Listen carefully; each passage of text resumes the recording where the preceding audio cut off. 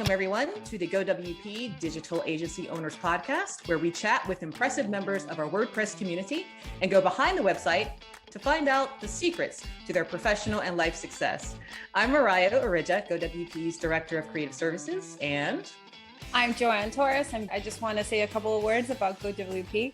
In case anyone isn't fully familiar with us yet, GoWP, we create happiness for digital agencies and help them become more profitable. Whether it's joining in our incredibly valuable weekly calls, our happiness hour call on Friday, or if you're just looking to grow your team with a developer, a copywriter, a designer, or a project manager, whatever it is that you need, we've got you covered. We also have services like our case studies service, blogging, website maintenance, content edits, or page builds that you can completely outsource to our amazing team.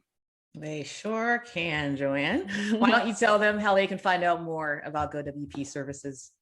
Yep, they can find out more at GoWP.com or on our social media channels, GoWP Support on Twitter and GoWP everywhere else. So Facebook, LinkedIn, Instagram to receive any updates of what's going on.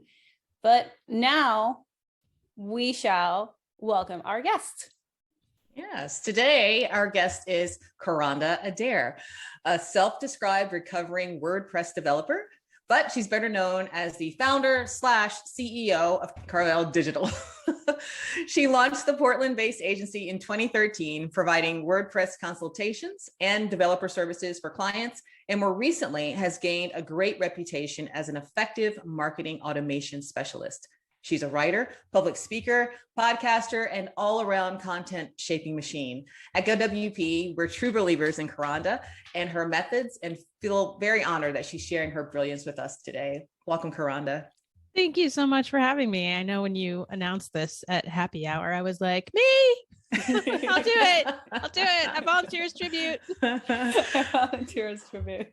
No, yeah, that's awesome. And I just want to say immediately, Kronda wasn't even 1 minute on the call. This was before recording, and we were already finding ways we could automate our processes within the podcast. And it was honestly amazing. So it was just immediately as we started. I just can't wait to get into it today because right from the get-go, she was on it. Every time you're on screen, I'm like so impressed.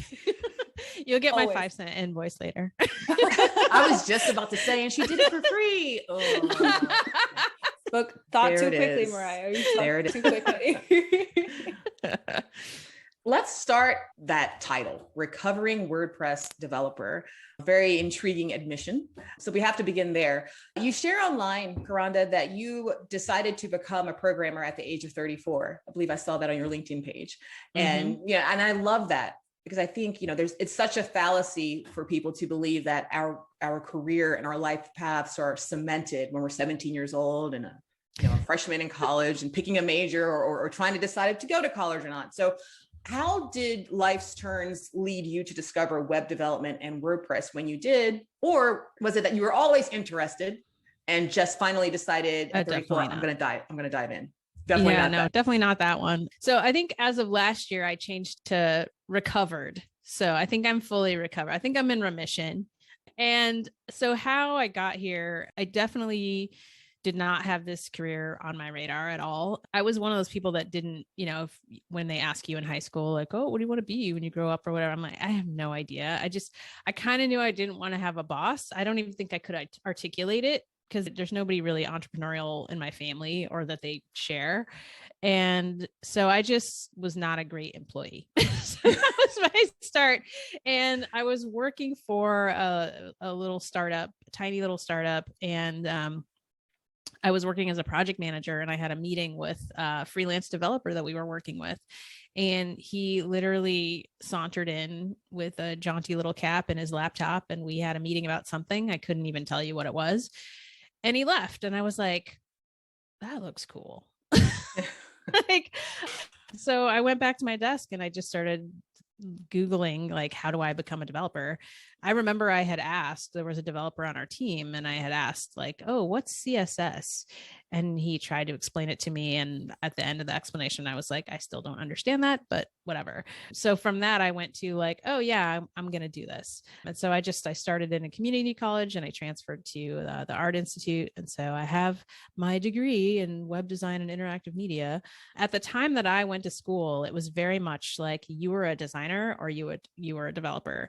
And so I really wasn't sure what I wanted. And so I chose the Art Institute because they were one of the few places where you could kind of delve into both. And so I figured out pretty quickly, like design is cool, but it's not really my thing. Like I recognize good design. I like good design, but coming up with it and trying to be artistic in that way, like just wasn't my thing. So I really leaned into the developer part of it. And once I had my first job and got fired from my first job, I was like, oh, it's time to hang out my shingle. So I went straight into doing WordPress websites. Something you said a moment ago about knowing very early on that you did not want to have a boss and that you wanted to be in a position to hang out your own shingle, I think that tendency might have gone as far back as when you were born. I'm really into birth order and how that impacts us. I from a little snooping, I found out that you're one of 6 children. Is that correct? Is my snooping accurate?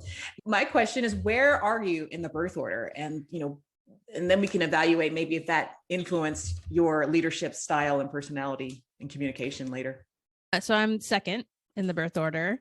But I'm curious if it skews the results because I didn't grow up with all my siblings in the same house. We have one dad and 4 different moms.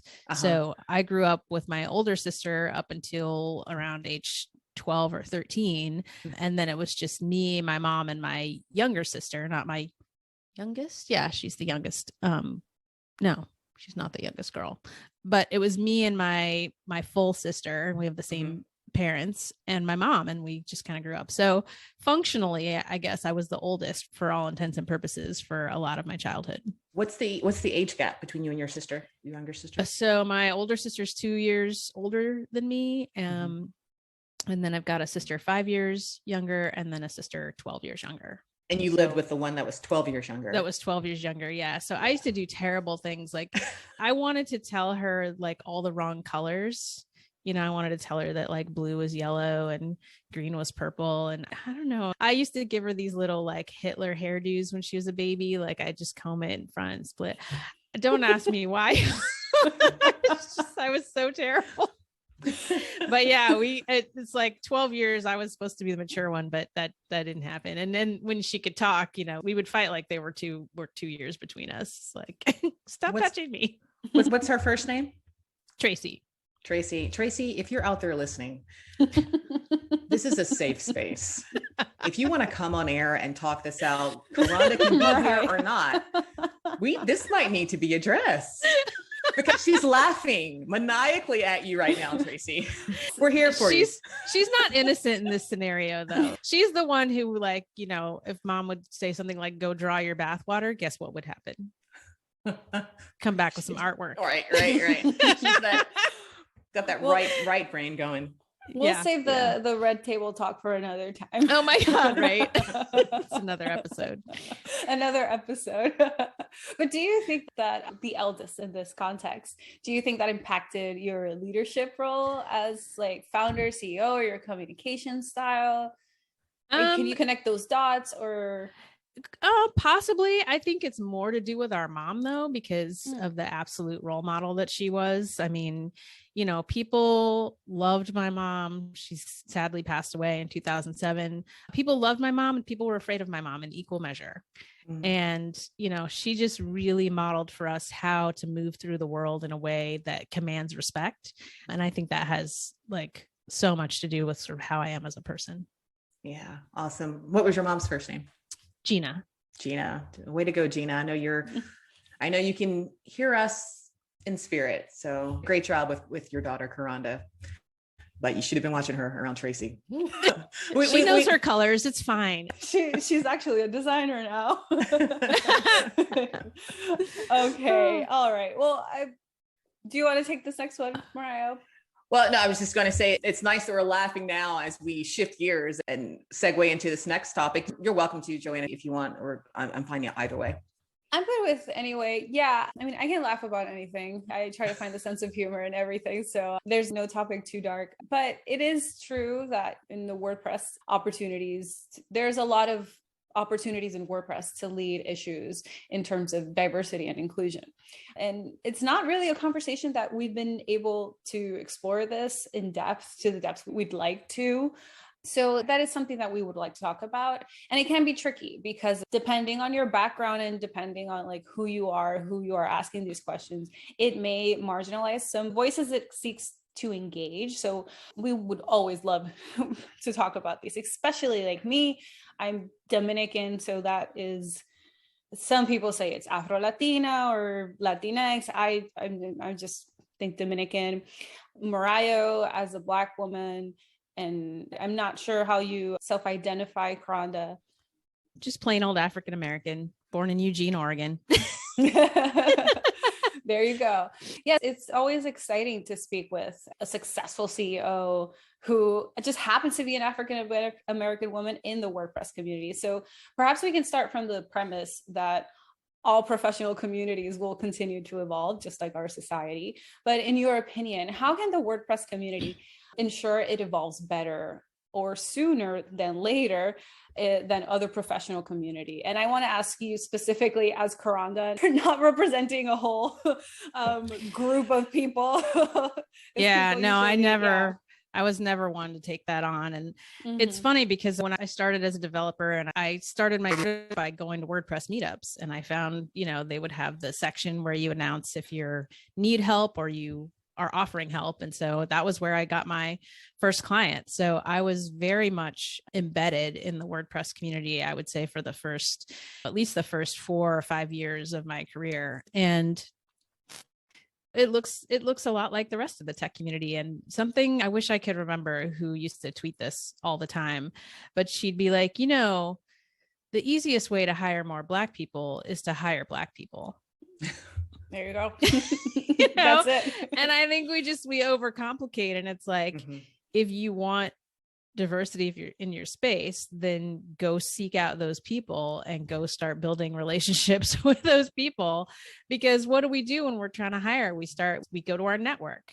So if your network is just a bunch of white dudes, that's who you're going to go to, and that's what you're going to get. So I think it really is as simple as that. And it's really on white people, if they want to be fixing this, to be doing that work and going and seeking out those relationships. And there are so many resources to help do that, like if you don't know how. And I think whenever we have an issue that involves, code or leadership or whatever it is, what do people do? They go do research, they go find experts, they get a coach, they hire a professional. All of those options are the same if you want to build a diverse company or a diverse community. Like all of those same options are available to you. And so if it's important, then go put some time and money behind it and work on it. Absolutely. Absolutely. And I think that was a wonderful response. And I think just to add to that, Joanne and I were talking offline about best intentions that often fail. And like you said, the answer is more simple than we make it sometimes. We all have the same goals, as agency owners, we want to grow and scale and to have a healthy body. And as employees, we all want to grow and to have positive outcomes as well. And I know that in my professional experience over the years, when this topic comes up, everyone says they are interested in doing it, but then they get weird about it. Just start from the premise that we all want the same thing, have the conversation. And the one thing I'm new to the WordPress space. But I feel in any space, in any industry, there has to be the willingness to say we are a community and we're all heading in the same direction. So don't have the conversation that, like you said, research. If it's a goal you have, research, find out the best ways. Don't just go stabbing away blindly. Yeah. with your doing a lot intention. of harm in the process. Yeah. Just start from the premise that we all want the same thing. And cool. I think we can move on to the next topic. We solved it, ladies. There we go. We did it, Joe. We solved it. I hope you're listening. Fortune 500 companies. We got it right here. The road to hell is paved with good intentions. That's what I will say about that. And HR offices too. So please make sure. Right. And you know, this should probably be, I'm going to belt this over to you because you are GoWP's content queen. So we're going to talk about content next. Yeah, content. I mean, our segues are not the best. They're a little bumpy today. We're a little bumpy in this. It's all right. Oh, good. Progress, not perfection. Yeah, done is better than perfect. We were just saying on a previous episode. So yeah, because speaking of bumpy roads, content is the perfect vehicle for business owners to reach potential clients. Look at that. So we're here all week, folks. And usually, and those business owners want to alleviate their various pain points. So we know that with content creation, that can feel intimidating for a variety of reasons. So it could be the fear of writing, or, you know, if you have a fear of writing, the blog doesn't get done. The fear of public speaking. So any invitation to a podcast, to a webinar, that's declined. Or the fear of not having any, like, the right ideas, right? So you won't publish anything. So, and you delivered a fabulous webinar for our audience here at GoWP called Creating Content That Sells. We spoke about owners being content aware. So can you explain a little bit what is content awareness and the fundamental misstep or misunderstanding of content you most frequently see among business owners? Loaded question. Yeah. Okay. So content awareness is really an understanding of the role of content in your business and the importance of content in your business. And I'll give you a really good example from this week. A resource, it's called the Content Marketing Pot of Gold, and it's an Airtable database that's structured to help you categorize your content. Like if you had a physical store and you sold physical goods, you would keep track of those things, right? And you would take inventory of those things. So we create all this content as business owners, or maybe it's someone on your team, and then we publish it, and then it exists, you know, all over the internet. And there's no one place for, I would say 99% of business owners, there's no one place that you can go and say, these are our content assets. This is our inventory of content. And so content unaware people are just like creating these things. They're like spending their lives on Instagram. They're making reels, TikToks, whatever, blogs, you know, and it's just all out there, and there's no one place that you can collect it. And so then what happens is, you know, you are putting yourself on the hamster wheel of constantly having to create. So then, you know, we get exhausted, right? Because we're just like, when does it end? Well, it never ends, because you were using stuff effectively. And early this week, somebody came into my free service CEOs Facebook group, and she was like, hey, just dropping by to let you know that I almost spent 10 hours creating these workshop slides. And I just happened to do a random search and figure out that, oh, I already made this. I already, you know, before I spent 10 hours doing this. And she's like, so moral of the story, buy the pot of gold, use the pot of gold, right? Because people buy it, but then you have to actually use it. Like for me, it's like a muscle. Like somebody asked me a question, I'm going to go into mine, you know, I have it. It's tab, it's always open, and it takes me 30 seconds to a minute to be like, oh, here's the podcast that answers that question, right? But that is a skill and a muscle that you have to develop, or someone on your team has to develop. So first you have to like realize it's important, understand like the benefits, because people get overwhelmed with like, oh, I got to go collect all my content, you know, and I actually show you like ways to shorten that process. Like I do a little course when people buy it. So you've got to realize what the benefits are going to be so that you will get over the hump of like collecting what you've already done in one place, and then establish the habit of, you know, continually cataloging what you all do. And so the reason I love Airtable for that is because it makes it easy to create different views and see different slices of your information without having to re-enter and copy it all the time. And so it really allows you to say like, oh, let's categorize our content by stage in the funnel. What do we have that's top of the funnel? What do we have that's middle of the funnel? What do we have that's bottom of the funnel, right? It just allows you to kind of step back and see things in a broader sense so that you can start to get strategic and start to plan a customer journey. And if I can skip ahead, you mentioned Airtable as your tool for organizing this catalog. In one of the webinars that you did with us, you also referenced the 10 by 10 content matrix that you go through with clients for ideation. Do you use those items in tandem with your clients? Yeah. So I think the free version of the 10 by 10 that you can find on my website is just a Google Doc, just to keep it simple for people so that there's no barriers. The concept is just amazingly simple. It's like you pick 10 subjects, send 10 categories of information that you would like to be known for, or that your audience needs to hear about, right? Or beliefs that they need to have in order to buy from you. So you have 10 main topics, and then you think of 10 subtopics under each of those 10 things. And then you have 100 ideas of content that you can create. And I love, you pointed out in the webinar, for those business owners who are like, well, I can't do that. Here's the tool. I still can't do that. And you said you can do this in less than 2 hours and you can have 100. Yeah. I've done it. I used to actually walk clients through the exercise, and they would come in and be like, we're never going to think of this many ideas. Like, never had anybody go away with less than, maybe 80 or 90 ideas in a couple of hours. Awesome. So it's sometimes you just need another person to kind of be there and pull it out of you. Like a good soundboard, or just someone who's a good encourager as well. Yeah. And where can people, if they're interested, find these amazing strategies that you're offering? Some of them for free, some of them paid. Where can they find them? Yeah. If you go to carveldigital.com/profitable-content, you can grab that resource that'll walk you through the 10 by 10, and then you'll get added to my resource vault that has all the goodies. So you'll be able to, just like Amazon, you may also like, you can see all the other things that are available, including the pot of gold. You can buy that resource, and I have workshops and things. So I have a nice little ladder of things for people to kind of get started if they want to see, like, oh, does this chick really know what she's talking about?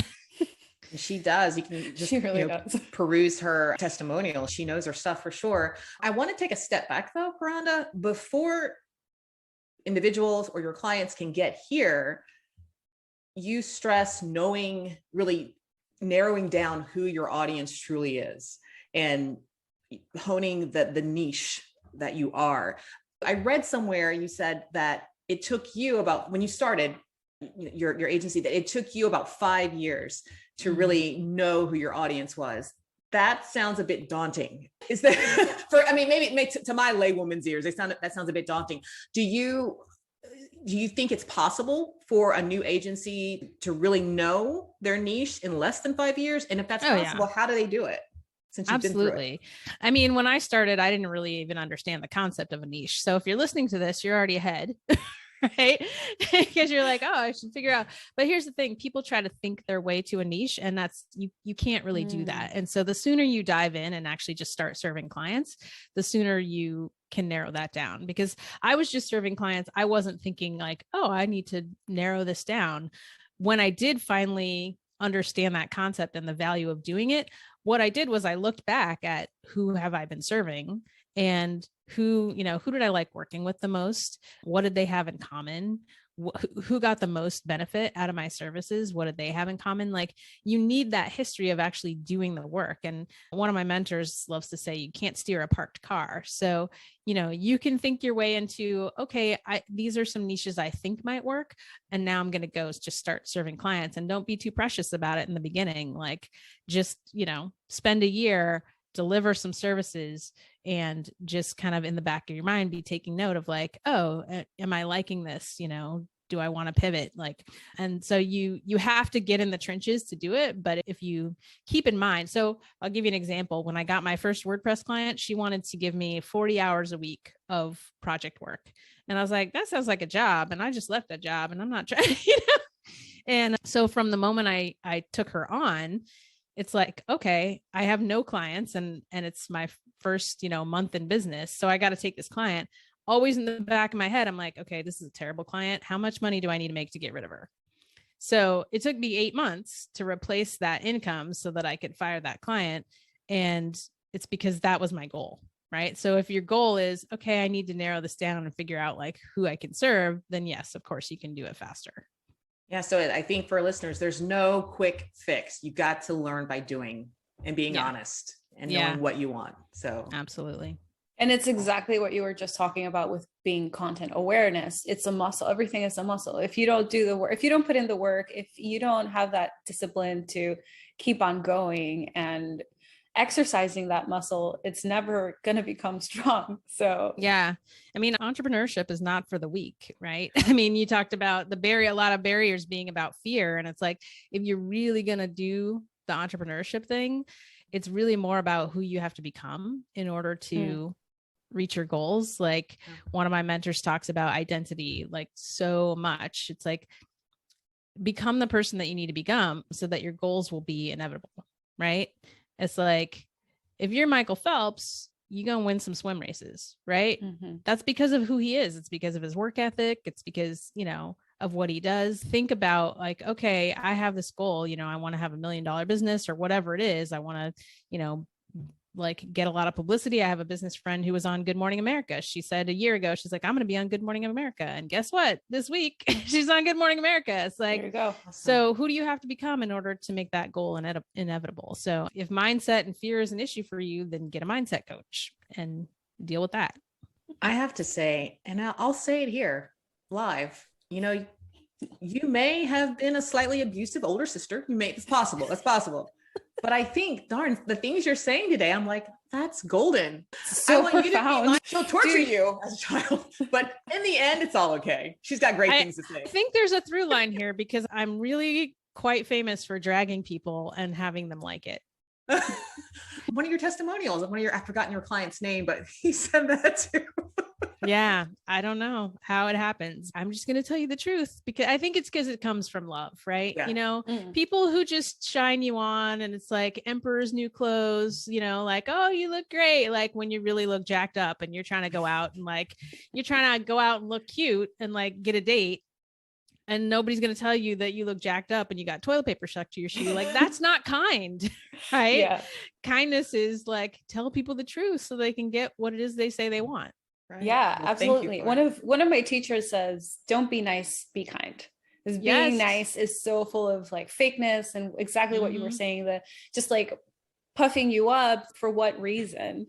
So yeah kindness before niceness. Totally. You talked about strength. And one of the big things that you promote online is your great superpower, which we will reveal to the listeners in just a moment. But Joanna and I thought we'd have a little fun with the next question and make it a lightning round question. Do you want to unleash the lightning on Kronda? I'll strike it, I guess. Yeah. So, okay. You are the first guest who has listed a superpower on their website. And before we get to your real superpower, we'd like to ask you for a series of potential superpowers. So this is a would you rather superpower edition. We'll reveal the real one at the end. All right. I'll do it in the beginning. So your superpower is melding automation with content to save clients more time. Would you rather be the ability to fly or to be invisible? Fly. Live healthy for 150 years or travel to another time period? Live healthy. Go to the moon or to another galaxy? Galaxy. The ability to walk through walls or create fire at will? Fire. Be able to move objects with your mind or make them disappear? Move objects. All right, that's our lightning round. And can you talk? We need a sound effect for this. Yeah, we do. I'll try to find one in post. Put it in post. Yeah, I didn't post. Can you tell us a little bit about, we already experienced it at the top of the show before even recording it, but for our listeners, could you talk a little bit about your superpower that you say it's melding automation with content to save clients more time? Yeah. And not just save time, but also make money. So one example that comes to mind is we do these marketing intensives where we will go in and dig around in your business and see what's going on with your processes and your marketing. And so I'm in a meeting with a client and we're going through their contact form, which has like 6 different drop downs of what you might be interested in their services. And so we're like, what's this? What's this? What's this? And she's like, oh, that one's really like a big money profitable service. And I said, okay, well, it looks like you have, 3 or 4 inquiries from 4 months ago. Like, has anybody responded? No. So one automation, right, that says, oh, some inquiry has come in about X service, send a confirmation and then notify someone on your team to get back to that person ASAP. That's $50,000, So it's not even always about time. the time factor is also a thing. Like we have a client right now, they've got a webinar process and they're using a webinar software that I've never even heard of. And the whole thing is so manual. Like there's a little bit of automation, but there's so many manual processes that they're doing. And so we're in the middle of just mapping out the entire thing and being like, robots can do that. Robots can do that. Robots can do that. Like, they'll do it better and more consistently than any human. And, then you can save humans for the things that humans are really good at. Right. Yeah. So if you're listening to this and you're not doing any automation, the first thing I always tell people is just get your email marketing game together and just get a welcome sequence of, 3 to 5 emails that someone gets on your list. And it's like the red carpet. It's like, oh, you're here. Welcome. Let me introduce myself. Let me tell you what we're about. Let me tell you what we do. Let me tell you how we can help you and what to expect from being on this list. Like that is the first thing. And, I think every business owner has put up a sign up for our newsletter and then not actually emailed anyone. Right. Yeah. And someone started this conversation in one of the groups, Facebook groups that I'm in. And as a joke, I made a product. I think it's called Email Your List, damn it. And it's just I don't actually do anything. It's just a subscription where you just pay so that you feel the money that you're losing by not emailing your list. So if anybody wants to buy that, we can definitely put that link in the show notes if anybody just wants that.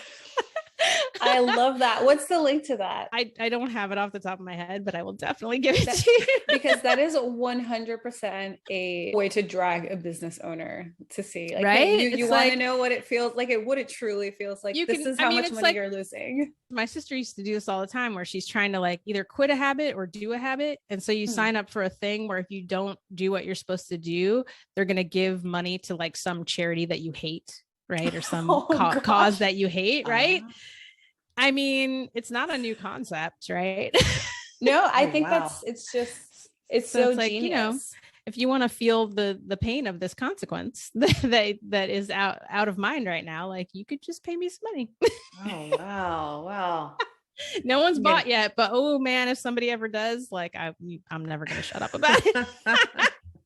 Something to think about with this, but I love automate.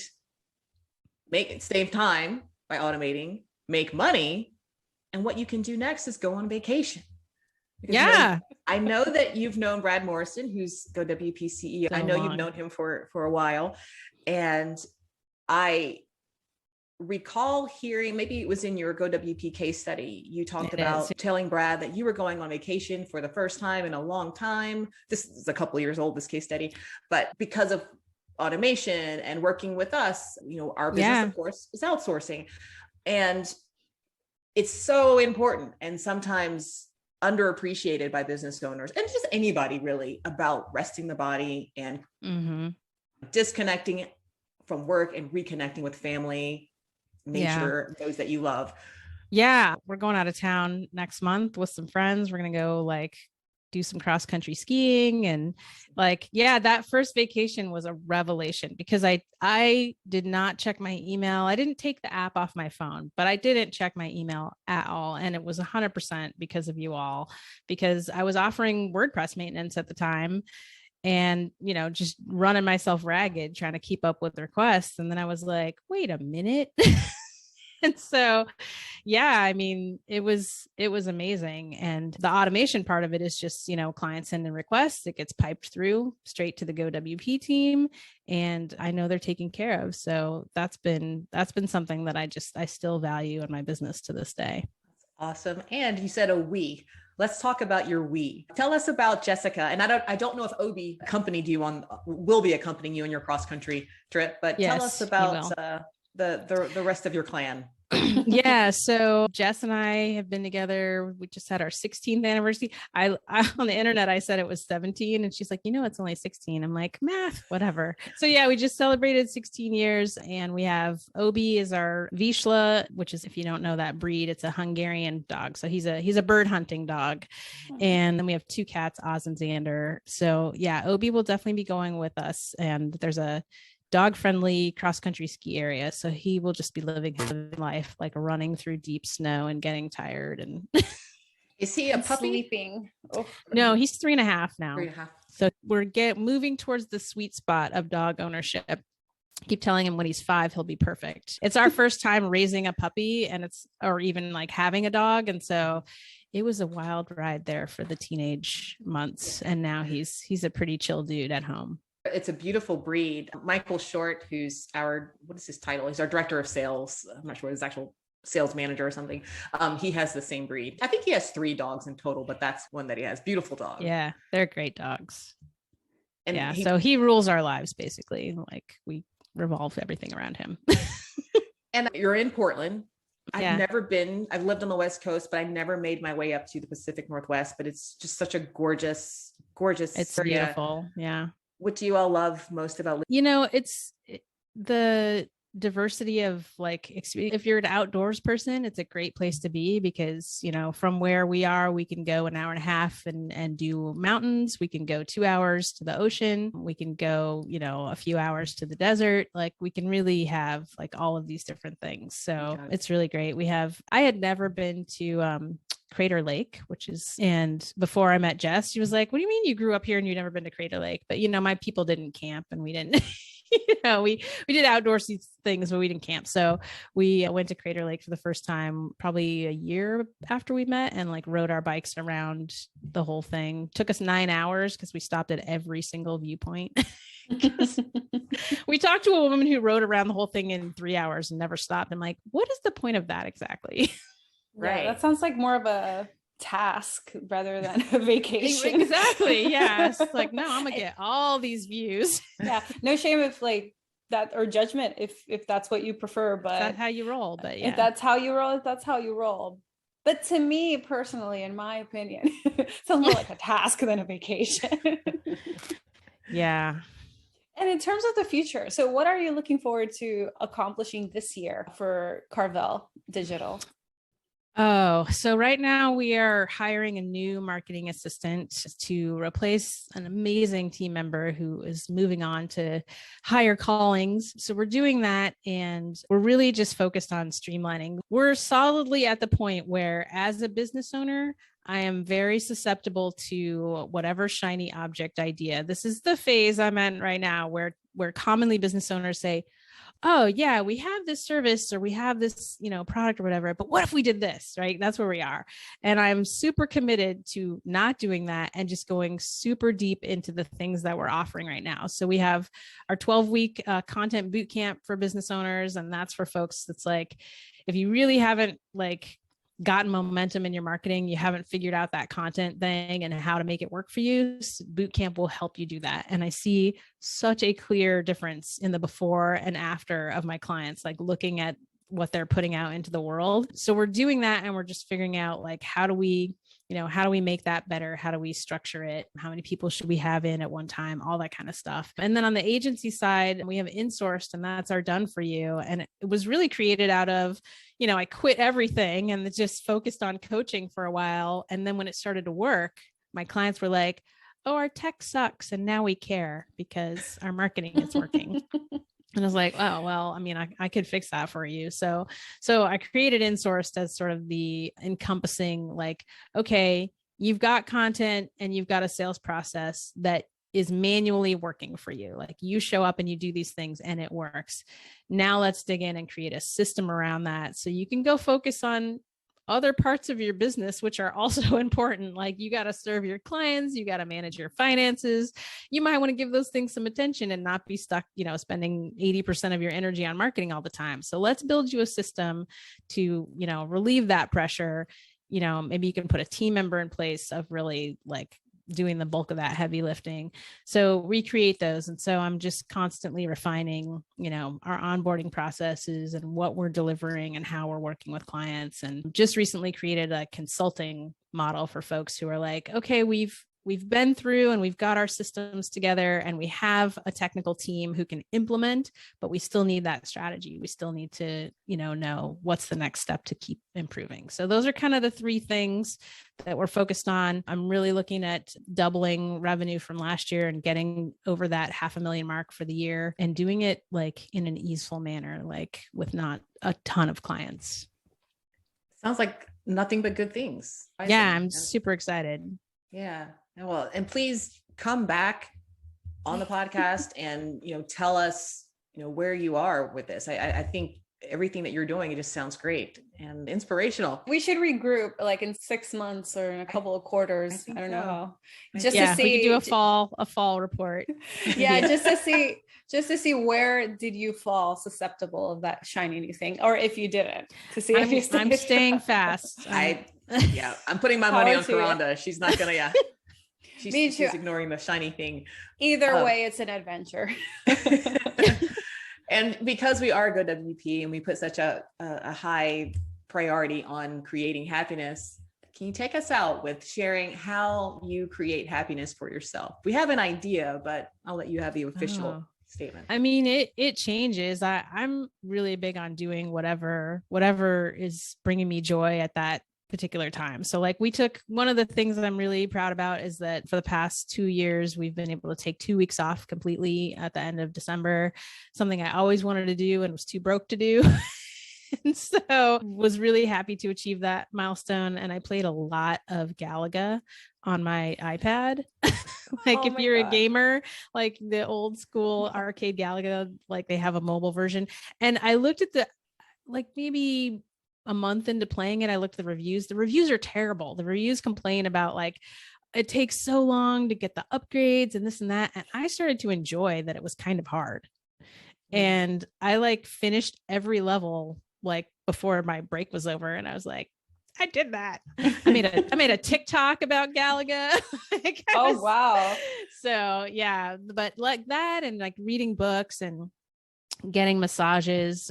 One of my favorite massage people just started offering services again because COVID and blah, blah, blah. But yeah, so I'm all about just things that are relaxing and chill. And then of course, being out with the dogs. So we have a lot of good spots that we go out and hike with them, and something about just seeing a dog running around, doing dog things. I mean, you can't really be unhappy when you're doing that. Right. And I know this is a WordPress community and everyone's welcome, but I'm sorry. I got to give a shout out. You mentioned Galaga, Gen X. We are where it's at.